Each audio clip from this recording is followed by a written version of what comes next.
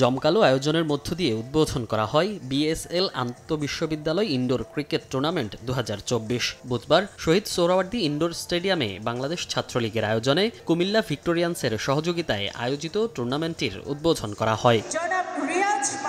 অনুষ্ঠানে স্বাগত বক্তব্য রাখেন ছাত্রলীগের কেন্দ্রীয় সাধারণ সম্পাদক শেখ ওয়ালি আসিফ ইনান। সভাপতির বক্তব্য রাখেন ছাত্রলীগ সভাপতি সাদ্দাম হোসেন। তরুণরা যাতে পড়াশোনার পাশাপাশি সামাজিক বিভিন্ন কর্মকাণ্ডে অংশ নেয় সেই লক্ষ্যেই আন্তঃবিশ্ববিদ্যালয় ক্রিকেট টুর্নামেন্টটির আয়োজন করা হয়েছে বলে জানান সংগঠনটির নেতারা। মাদক, বাল্যবিবাহ, যৌতুক রুখবই, আগামীর স্মার্ট বাংলাদেশ গড়বই। লেখাপড়ার পাশাপাশি জ্ঞান, গবেষণা, সৃজনের পাশাপাশি যেন সামাজিক বিভিন্ন সমস্যা মোকাবেলায় ভূমিকা রাখতে পারে সেই লক্ষ্যেই কিন্তু আমরা এই টুর্নামেন্টের আয়োজন করেছি এবং আমরা টার্গেট হিসেবে নির্ধারণ করেছি যে মাদক, যৌতুক, বাল্যবিবাহ।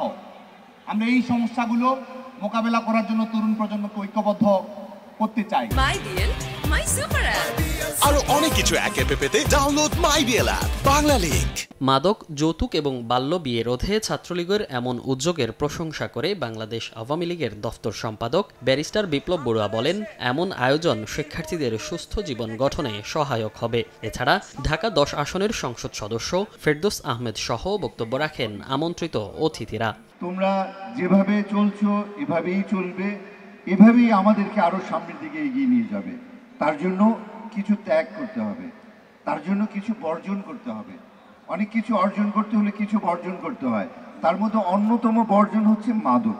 আজকে আমি তাদের বলবো, আপনারা এসে এই মিরপুর ইনডোর স্টেডিয়ামে দেখে যান একটি সংগঠনের চিন্তা ভাবনা কতটা আধুনিক হলে তরুণ সমাজের সামনে, ছাত্রদের সামনে, ছাত্র রাজনীতির বাইরেও তারা বলতে পারে যে মাদক রুখবই, তারা বলতে পারে বাল্য বিবাহ রুখবই। এতগুলো ইউনিভার্সিটি প্রথমবারের জন্য বাংলাদেশে 64 স্বনামধন্য প্রাইভেট এবং পাবলিক ইউনিভার্সিটি একটি প্ল্যাটফর্মে এক করা, আসলে এটা অ্যামেজিং একটা উদ্যোগ। প্রধান অতিথির বক্তব্যে তথ্য ও সম্প্রচার প্রতিমন্ত্রী বলেন, ছাত্রলীগকে বিতর্কিত করতে স্বাধীনতা বিরোধী একটি অপশক্তি কাজ করছে। তাদের ভালো কাজগুলো আরো বড় করে প্রচারের জন্য গণমাধ্যমের প্রতি আহ্বান জানান প্রতিমন্ত্রী। এমন ভাবে মাঝে মধ্যে পুরো সংগঠনকে বিতর্কিত করার অনেকে অপচেষ্টা করেন, কারা করেন আমরা জানি এবং বুঝি। কারণ এদেশে এখনো সাম্প্রদায়িক উগ্র অপশক্তির বীজ আছে। পুরো বাংলাদেশে প্রতিটি শিক্ষা প্রতিষ্ঠানে জঙ্গিবাদ এবং মৌলবাদের বিপক্ষে সবচেয়ে বড় প্রতিবন্ধক হিসেবে দাঁড়িয়ে আছে ছাত্রলীগ। কাজে ছাত্রলীগকে খাটো করতে পারলে জঙ্গিবাদের উত্থানের রাস্তা চওড়া হয়। গণমাধ্যমের বন্ধুদের বলবো, বাংলাদেশ ছাত্রলীগের ভালো উদ্যোগগুলো, গঠনমূলক উদ্যোগগুলোকে আরো বড় আকারে আপনারা প্রচার করুন।